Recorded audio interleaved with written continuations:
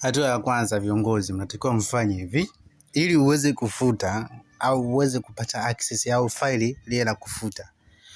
Unatakiwa ufanye kitu kama hichi. Unaona kwenye hiyo tribe yako ya Airtel, unachokifanya unaikandamiza hivyo, usiopen, unaikandamiza tu hivi.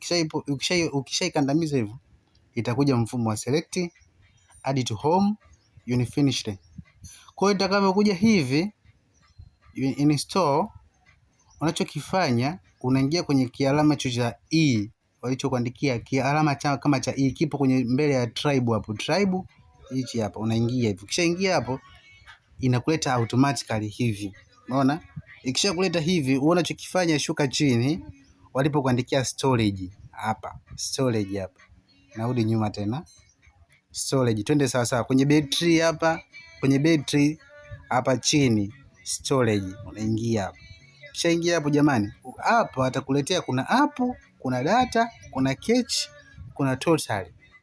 Tunachokifanya sisi tunashuka chini. Huku chini kabisa kuna sehemu kuna violoza. Unaona? Kuna violoza viwili ambacho kioloza cha kwanza kimesema clear data, kingine clear cache. Kwa hiyo utakachokifanya ili data tusihangaike sana, ingia hapa kwenye clear data. Clear data hapa. Clear data. Kisha clear data itakuja maelekezo kama hivi. Wewe utabonyeza delete jamani, delete. Kiweza delete itajifuta taarifa zako za mwanzo zote hapa. Itakuja upya. Kwa hiyo itakapokuja upya sasa unarudi nyuma sasa. Umeona? Ukisharudi nyuma unaiopen tena. Ukishaiopen hivi itakuja kama hivi. Utaingia where used the app. Utaingia hii namba 1. Ukishaingia hapa, sorry nakucheki. Utarudi tena hapa po where used the app. Using app, unaingia hivi. Kishaingia moja kwa moja hapa, unaingia allow namba 1 hapa.